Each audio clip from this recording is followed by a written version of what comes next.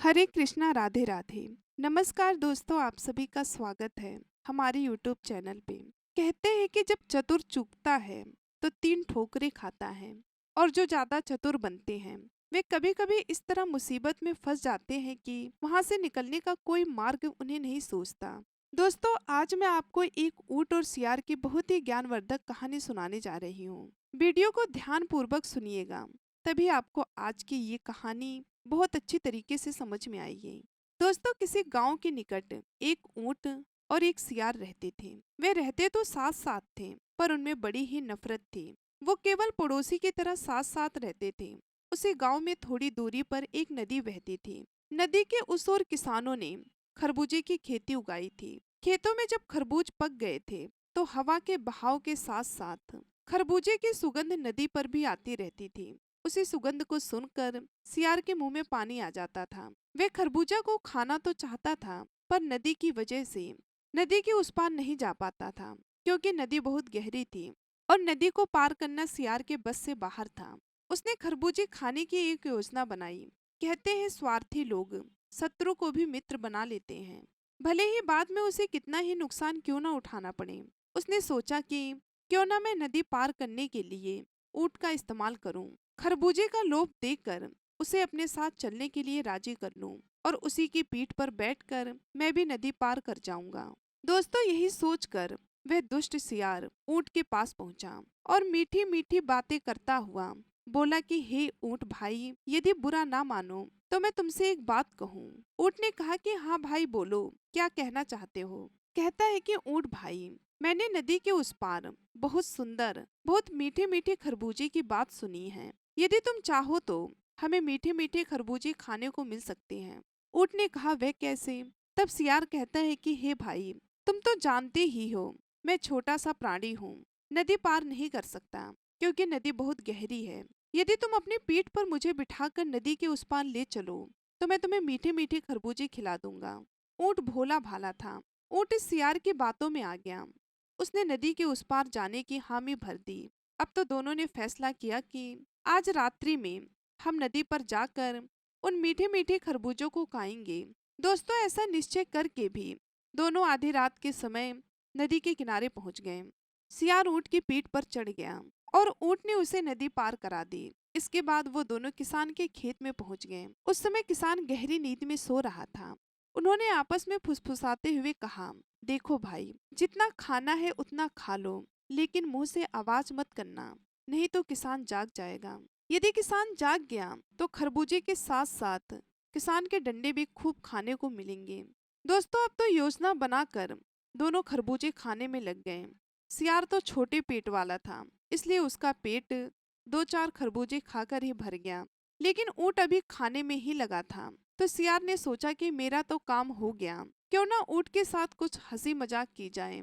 और दूसरी बात कि यह मुझसे दिन रात जलता भी रहता है, ऊपर से इसे अपने बड़ा होने का भी घमंड है। मैं छोटा प्राणी हूँ, इसलिए ऊंट से दबकर रहना पड़ता है। ऊंट मुझे जब कभी उल्टी सीधी सुनाता है, मैं इसे पीट तो नहीं सकता, क्यों ना आज इसे किसान के हाथों से पिटवा दूं। यही सोचकर उसने ऊंट से कहा कि ऊंट भाई, अब मेरा मन गाना गाने को कर रहा है, तुम आराम से खरबूजे खाओ, तब तक मैं हुआ हुआ करूंगा। तब ऊंट कहता है, अरे भाई, तुम थोड़ी देर रुक जाओ, मैं भी अपना पेट भर लूं, उसके बाद तुम गा लेना। ऊंट ने उस सियार को बहुत समझाया, पर वे कहाँ मानने वाला था। वह तो इसी मौके की तलाश में था कि ऊंट को कैसे नीचा दिखाया जाए, कैसे उससे बदला लिया जाए। सियार अपनी नीचता से बाज नहीं आया। वह इस समय जोर जोर से हुआ हुआ करने लगा। सियार की आवाज सुनकर खेत का मालिक तुरंत ही उस खेत पर आ गया। उसने लाठी उठाई और खेत में पहुंच गया। खेत में जाकर उसने देखा कि एक ऊंट तरबूजे खाए जा रहा है। ऊंट को देखकर किसान का खून खौल उठा।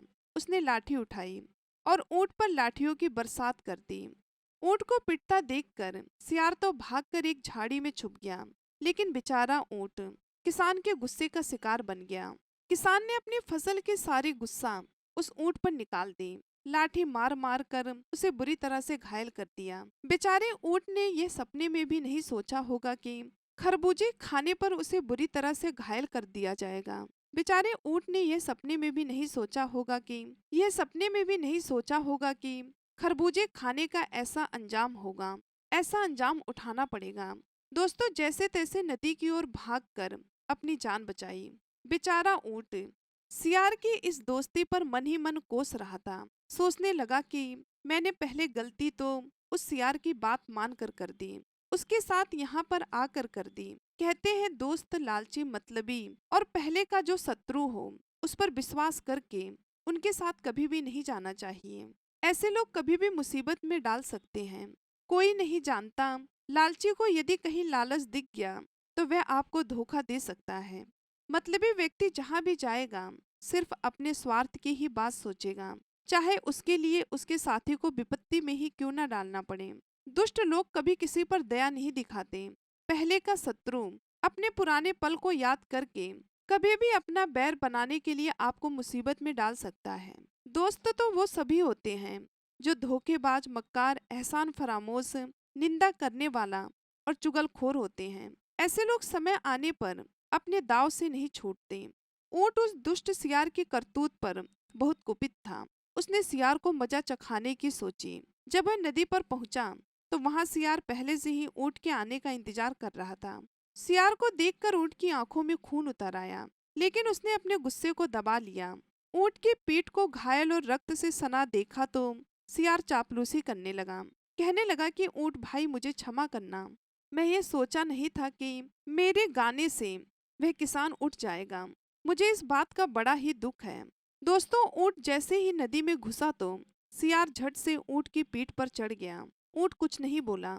नदी में तैरता हुआ ऊंट जब नदी के बीच पहुंचा तो कहने लगा कि सियार भाई तुम मेरी पीठ को कस के पकड़ लो, अब तो मुझे इस नदी में लौटने की इच्छा हो रही है। ऊंट की बात सुनकर सियार का मुंह खुला का खुला ही रह गया। वह गिड़गिड़ाने लगा और मन ही मन सोचने लगा कि मैं ऊंट के साथ अच्छा व्यवहार नहीं किया। उस समय मैं मूर्खता बस इस परेशानी के बारे में सोच ही नहीं पाया।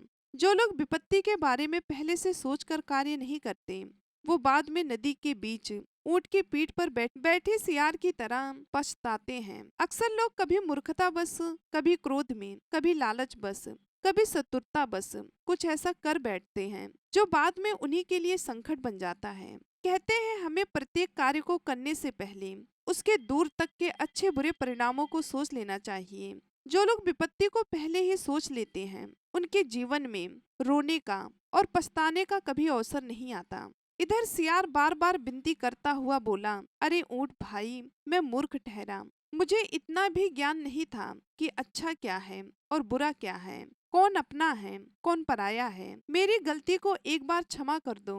ऊंट ने कहा, कौन किसकी परवाह करता है भाई, मेरे कहने पर आपका गाना नहीं रुका तो तेरे कहने पर मेरी लोटस कैसे रुक सकती है।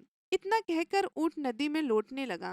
ऊंट जैसे ही नदी में लौटा इधर सियार की राम नाम सत्य हो गई।